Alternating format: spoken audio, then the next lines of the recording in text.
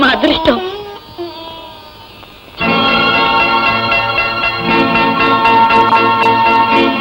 హే గోపి, ఏమిటి ఇలా వచ్చావు?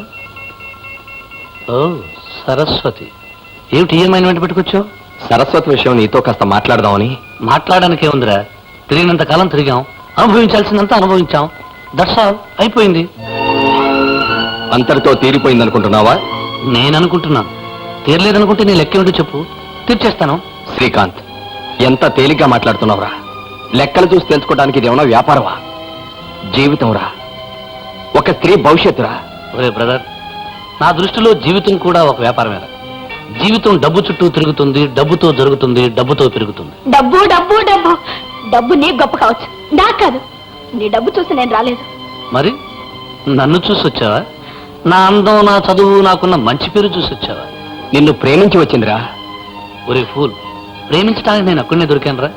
కాలేజీ బెస్ట్ స్టూడెంట్వి, యూనివర్సిటీ గోల్డ్ మెడలిస్ట్వి, ఆడపిల్లల్ని కన్నెత్తైనా చూడని అస్కలిత బ్రహ్మచారివి, కాస్తో కూస్తూ అందగాడివి. ఇన్ని ఉన్న నిన్ను ప్రేమించలేదే? ఒరే, నీకు లేనిది నాకున్నది ఒక్కటేరా, దట్ ఈస్ మనీ, డబ్బు. నువ్వు ఒక్కడవే డబ్బు గలవాడివా? నీకన్నా డబ్బు గల వాళ్ళు ఎవరో లేరా? ఉన్నారా? ఛాన్స్ నాకు తగిలింది అంతే. చూడు, ఇవి నాకు అందం చూపింది, నేను ఒక హారం కొనిపెట్టాను. ఇవి నాకు సుందర స్వర్గం చూపింది, నేను అందాల కాశ్మీరం చూపించాను. ఇవి నాకు సుఖం ఇచ్చింది, నేను డబ్బు ఇచ్చాను. శ్రీకాంత్, డబ్బుంది కదా అని ఆమెతో ఆడుకున్నాను అన్నట్టుగా మాట్లాడకరా. నో నో నో, డబ్బు కోసం ఈమె నాతో ఆడుకుంది అంటున్నాను. నన్ను వాడుకోవాలని ఈమె చూసింది, ఈమెను వాడుకోవాలని నేను చూశాను. ఇద్దరం ఒకరికొకరు ఉపయోగపడ్డాం. It's all right. ఈమెకి నేనేదో అన్యాయం చేశాను కదా మీరంతా అంటున్నారు. దానికి తోడు నువ్వు వెంట పెట్టుకొచ్చావు కనుక తప్పేదే ఉంది. 25,000 రూపీస్, 25,000 ఇచ్చేస్తాను, పట్టుకెళ్ళు. డబ్బిస్తావా? నా శీలానికి డబ్బుతో విలువ కడతావా? ఆడదాన్ని బ్రతుకు భవిష్యత్తు డబ్బుతో గట్టెక్కేస్తుంది అనుకుంటున్నావా? ఆవేశపడకు సరస్వతి. నా దృష్టిలో పగిలిపోయిన గాజు ముక్క, చెడిపోయిన ఆడది, ఈ రెండు ఒకటే. వీటికెవరు విలువ కట్టు. నేనేదో పెద్ద మనసు చేసి డబ్బిస్తున్నందుకు సంతోషం. అవును, నేను పగిలిపోయిన గాజు ముక్కనే. నిన్ను గుడ్డిగా ప్రేమించినందుకు నాకెంతటి బిరుదిస్తావని నేను ఊహించలేకపోయాను. శ్రీకాంత్, పగిలిన గాజు ముక్కకే పగలగొట్టే చేతిని చీల్చే శక్తి ఉంటుంది. ఆ చీల్చే శక్తి వచ్చిన రోజునే నేను నిన్ను కలుస్తాను, వస్తాను. శ్రీకాంత్, ఇది పాపంరా. డబ్బుందన్న అహంతో ఇందరు ఆడపిల్లలకి అన్యాయం చేస్తున్నావు. ఏదో ఒక రోజు ఎందుకు నువ్వు శిక్ష అనుభవిస్తావు. అనుభవిస్తూనే ఉన్నాను రా. రేపు మరో ఆడది వస్తుంది, నువ్వే మన్మధుడు అంటుంది, నువ్వే కావాలంటుంది, నిన్నే ప్రేమించానంటుంది, నువ్వే నా ప్రాణం అంటుంది. 4 రోజులు నాతో పాటు తిరుగుతుంది. ఆ తర్వాత జీవితాన్ని పంచివ్వమంటుంది. ఇదంతా మామూలుగా జరుగుతున్న పనిరా. కానీ ఇదంతా చేస్తున్నది నేను కదరా. మనీ, డబ్బు చేస్తున్న పని. ఆపరా నీ వాదన. మనిషికి డబ్బే ముఖ్యం కాదురా. డబ్బు ఎవడైనా గడించవచ్చు, ఏ గాడిదైనా ఏ గడ్డిదినైనా సంపాదించవచ్చు. కానీ సంపాదించలేనిది ఒక్కటే, నానే ఒక మనిషిని సంపాదించలేవు. నిస్వార్థంగా నిన్ను ప్రేమించే ఒక్క మంచి మనసును సంపాదించలేవు. గోపి, డబ్బు లేని వాళ్ళు చెప్పే వేదాంతం రా ఇది. డబ్బు లేని వాడికి డబ్బున్న స్థానం గురించి, శక్తిని గురించి మాట్లాడే అర్హత లేదు. ఆ అర్హత ఉన్నవాడిని నేను చెబుతున్నాను విను. మనిషికి మనిషి ఉంటే చాలనేది నీ సిద్ధాంతం, మనిషికి డబ్బుంటే చాలనేది నా సిద్ధాంతం. సరదాలు, సుఖాలు, ఆనందాలు, పదవులు, ప్రతిష్టలు అన్నీ ఆ డబ్బుతోనే కొనొచ్చు. ఆఖరకు కట్టుకునే పెళ్ళన్నైనా. అండర్స్టాండ్? ఏమిటి నిలబడిపోయావు? రాగోపి, వీరెవరో నీకు తెలుసా? పెద్ద కాంట్రాక్టరు, చాలా డబ్బున్న గొప్పవారు. పేరు శ్రీకాంత్.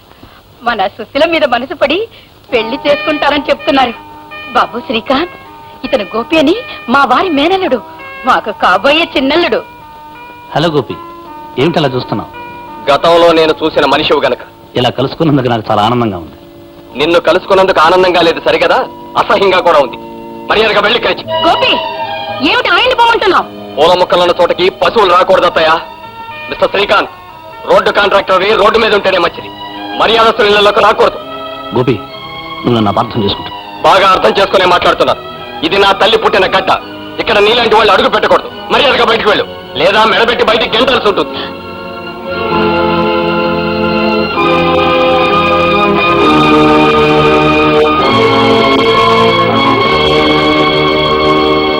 దౌర్భాగ్యుడా, ఎంత పని చేశావురా! నా ఇంటి గుమ్మం ముందు వచ్చిన అదృష్టాన్ని కాలతని తరిమేశావు కదరా. ఆ లక్షాధికారి సుశీలని పెళ్లి చేసుకుంటానని తనంతట తానే వచ్చి అడిగితే తిట్టి పంపిస్తావా? వాడు అలాంటి దురుద్దేశంతో వచ్చాడని నేను అలా మాట్లాడాను. అత్తయ్య, సుశీల వాడికి ఇచ్చి పెళ్లి చేయడం అంటే మన చేతులతో మనమే ఉరివేసినట్టు అవుతుంది. నోర్మోయ్! నీ తోడలు లక్షాధికారి అయితే ఆయన ముందు నువ్వు అడుక్కు తినేవాడేలా కనబడతావని ఈర్ష్యతో మాట్లాడుతున్నావు. కారులో తిరిగి ఆయన ముందు నువ్వు కాలి నడకలు నడవాల్సి వస్తుందనే కుళ్ళుతో మాట్లాడుతున్నావు. ఆ డబ్బున్న వారి గురించి మాట్లాడడానికి నీకే హక్కుంది, అర్హత ఉంది. పోయిక్కడి నుంచి. వెళ్తానత్తయ్య. ఒక్క విషయం మాత్రం గుర్తుంచుకో, నాకు ఐశ్వర్యం లేకపోవచ్చు, కానీ అంతకంటే విలువైన మనసు ఉంది. వస్తాను.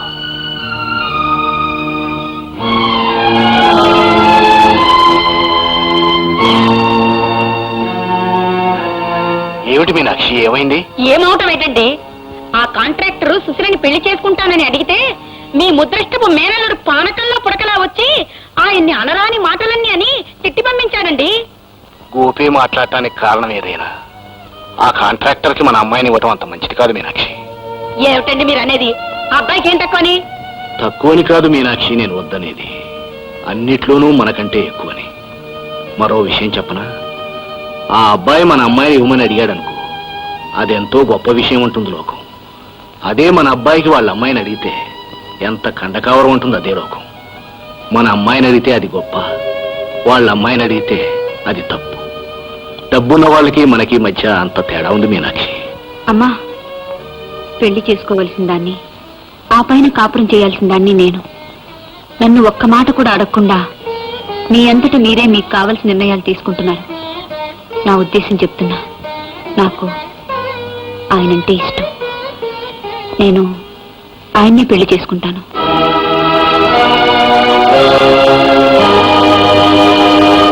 గోపి అన్న మాటలకు నేనేం బాధపడలేదు. మీకు ఇష్టమైతే సుశీల్ నేను పెళ్లి చేసుకుంటాను. చాలా సంతోషం బాబు, త్వరలోనే అన్ని ఏర్పాట్లు చేస్తాను. అలాగే చేయండి. నాకు నానే వాళ్ళు ఎవరూ లేరు. రెండు వైపులా వ్యవహారాలన్నీ మీరే చూసుకోవాలి. ఈ వివాహం అయిన తర్వాత మీరంతా ఇక్కడే వచ్చి ఉండాలని నా కోరిక.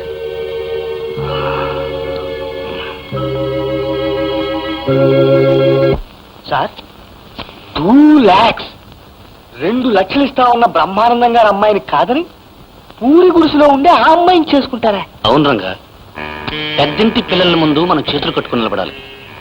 అదే పేదంటి పిల్లలకు పేదతనమే వాళ్ళకి చిన్నప్పటి నుంచి వినయం, ఓర్పు నేర్పుతుంది. ఏ విషయంలోనూ వాళ్ళు గట్టిగా ఎదురు తిరగలేరు. గొప్పవాడు పెళ్లి చేసుకున్నాడు అన్న కృతజ్ఞతతో పడి ఉంటారు. అదే మనకు శ్రీరామరాజ్యం. Sir, you are a real genius sir. Correct correct.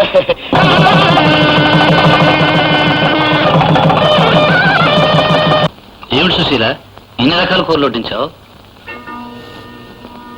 మీకు ఎక్కువ రుచులు కావాలనే సంగతి రాత్రి కదండి నాకు తెలిసింది.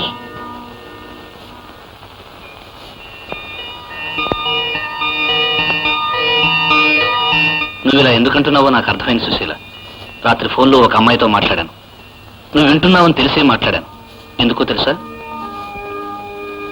చెప్పండి. నా జీవితంలోకి ఎందరో ఆడవాళ్ళు వచ్చారు సుశీ. వాళ్ళంతా డబ్బు కోసం వచ్చారని నేనంటున్నాను, ప్రేమించి వచ్చామని వాళ్ళు అంటున్నారు. వాళ్ళకి ఇవ్వాల్సింది ఇచ్చానని నేనంటున్నాను, నేను అన్యాయం చేశానని వాళ్ళు అంటున్నారు. ఎవరు ఏమనుకున్నా ఒకరితో ఒకరు ఆడుకోవడం మాత్రం నిజమేగా? నిజమే, కానీ ఆ ఆటకు అలవాటు పడ్డవాణ్ణి, ఆడుకున్నవాణ్ణి నీతో ఎందుకు ఆడుకోలేదు తెలుసా? కొందరిని చూడగానే ఒక్కొక్క అభిప్రాయం ఏర్పడుతుంది. నిన్ను చూడగానే నీలో నాకు కావలసిన ఇల్లాల్ని చూశాను, డబ్బుకు ఆశపడని పేదరాల్ని చూశాను. డబ్బంటే పడిచచ్చే ఆట బొమ్మలతో ఇక ఆడకూడదని నిశ్చయించుకున్నాను. నిన్ను కోరి తెచ్చుకున్నాను. ఇప్పుడు మనం భార్యాభర్తలం. ఒకరి మీద ఒకరు నమ్మకంతో, విశ్వాసంతో జీవిస్తేనే అది దాంపత్యం అవుతుంది. లేకుంటే అది ఒట్టి రైలు ప్రయాణం అవుతుంది. ఇప్పుడు మన భవిష్యత్తు ఏమిటో నీ మీదే ఆధారపడి ఉంది. ఆలోచించుకో చూసి.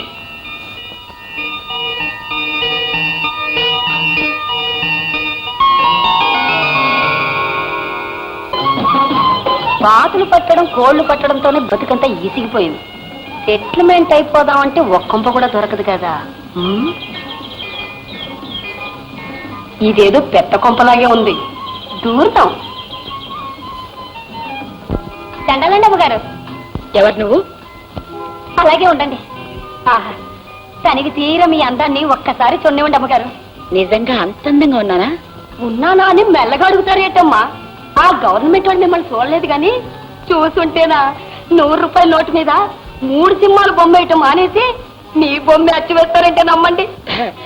ఇంతకీ నువ్వెవరు? నా పేరు కొండమ్మ అండి.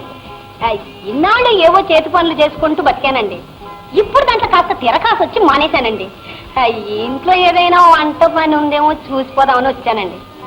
ఆఖరికి తమరు కాళ్ళు పట్టే పని అయినా సరేనండి, కలిగితేరు పని చేసినంత గొప్ప అండి. అయ్యయ్యో, మొన్ననే ఒక వంటవాడిని పెట్టేశానే. అలా కాబోతు మగాడి చేతి వంట తింటే రోల్ లాంటి మనిషి కూడా రోకల్లా అయిపోతారండి. అమ్మ నచ్చుకుంటాక ముందే మకా వేసావా? అమ్మలాగా పుస్సు, నువ్వు ఈ కొంపకే చేరావు. ఇది అమ్మగారికేనా? ఇలా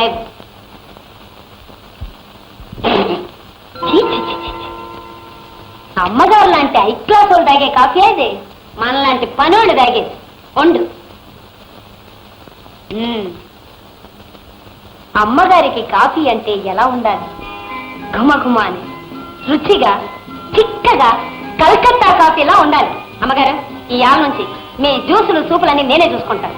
సూపులా? కాదండి అమ్మగారు, సోపు కాదు, సూపు. అంటే గొప్పోడు తాగి కుడికన్నమాట. అవన్నీ నేనే చూసుకుంటాను. గోవిందు, ఇలారా, ఇవాళ నుంచి ఆవిడ వంట చేస్తుంది, నువ్వు ఆవిడకి సాయం చేస్తూ ఉండు. నువ్వు నా సెక్రటరీవి, నువ్వే తీసుకురా. బాగా ఎలా ఉన్నాను? బాగున్నావు బాబు.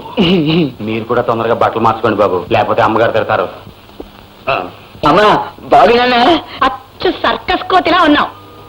ఏ, మీరు మార్చుకోలేదా? నన్ను ఇలా ఉండనియవే చాలు. కుక్కతో ఒక వంకర ఎవరు తీయగలరు? మన కుక్క తోట తిన్నగానే ఉందండి, వంకర లేదండి. చూడండి. చాలే, నీ పని చూసుకో. ఇవ్వనయ్యా. ఇవ్వనయ్యా.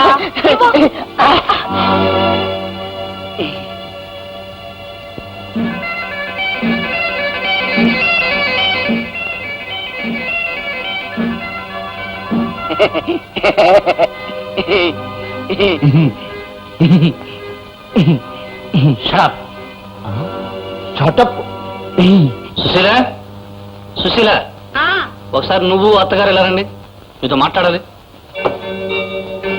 పిలిచారా అల్లుడు గారు? ఏం లేదు అత్తయ్య, ఇప్పుడే చూశాను, సుధ గోపిని ప్రేమిస్తున్నట్టుంది. ఇప్పుడు ప్రేమించడం ఏమిటండి? వాళ్ళు చిన్నప్పటి నుంచి ప్రేమించుకుంటున్నారు. వాళ్ళకి పెళ్లి చేయాలని కూడా అనుకున్నాం. ఎప్పుడూ అనుకున్నారు. అప్పటి పరిస్థితి వేరు, ఇప్పటి పరిస్థితి వేరు. ఆనాడు మీరు అనామకులు, ఆస్తి అంతస్తు లేనివాళ్ళు. కానీ ఈనాడు నువ్వు శ్రీకాంత్ భార్యవి, మీరు శ్రీకాంత్ అత్తగారు, సుధ శ్రీకాంత్ మరదలు. ఇప్పుడు మీకు ఆస్తి అంతస్తు ఉన్నాయి. నిజమే అల్లుడు గారు, మీరు చెప్పేది అక్షరాల నిజమే. ఇంకో నిజం చెప్పనా? మహారాజులు పేదవాళ్ళు రైలు పట్టాలంటి వాళ్ళు. ఈ రెండూ ఎన్నడూ కలవకూడదు. కలపాలనుకోవడం మూర్ఖత్వం. మహారాజులు మహారాజులతోనే కలవాలి, పేదవాళ్ళు పేదవాళ్ళతోనే కలవాలి. అందుకని సుధను పేదవాడికి ఇవ్వటానికి వీల్లేదు. ఏమిటా చూపు? అబ్బే, ఏం లేదండి.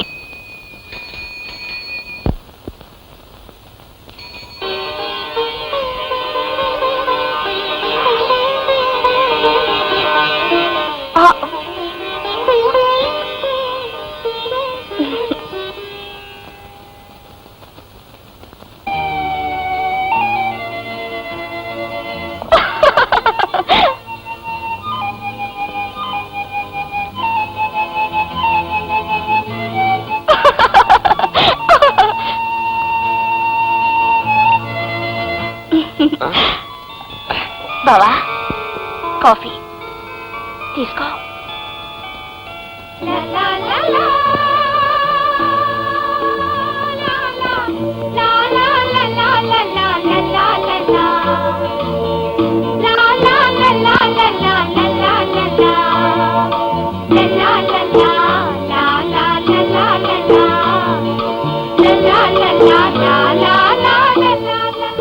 అత్తయ్య, బాగున్నావా? హే గోపి, ఎవరంతస్తును బట్టి వాళ్ళకి ఎలా మర్యాద చేయాలో నా మరదలకు తెలియదు. Just a minute.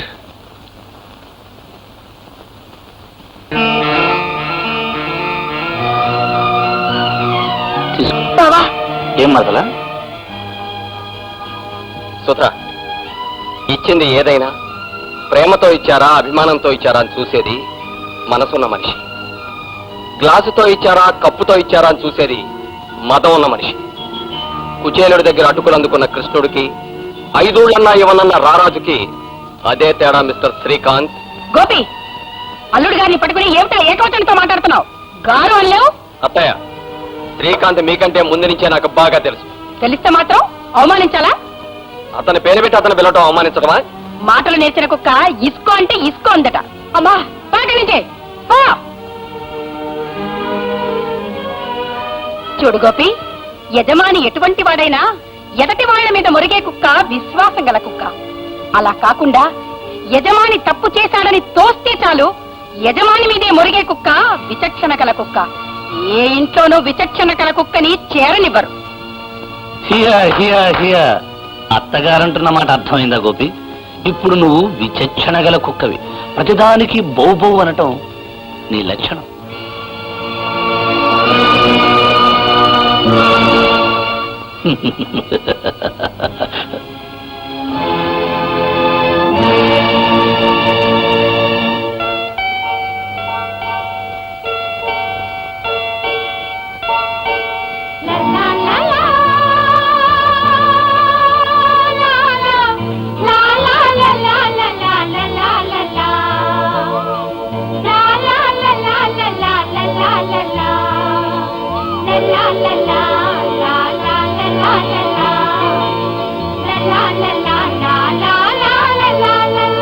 సుశీల, మీ బావ వచ్చినప్పుడు అందరూ మాట్లాడారు. నువ్వు ఒక్కదానివి నోరు విప్పలేదు. ఎందుకని? నేను మాట్లాడటానికి ఏముందండి? అవునులే, 1,00,000 మాటలతో చెప్పలేని భావం ఒక్క చూపుతో చెప్పావు. 1000 సూలాలతో చేయలేని గాయం ఒక్క చూపుతో చేశావు. క్షమించండి, నాకు అటువంటి ఉద్దేశం లేదు. మరి నువ్వు అప్పుడు చూసిన చూపుకు ఏమిటి అర్థం? అప్పుడు ఇప్పుడు నా అభిప్రాయం ఒకటే.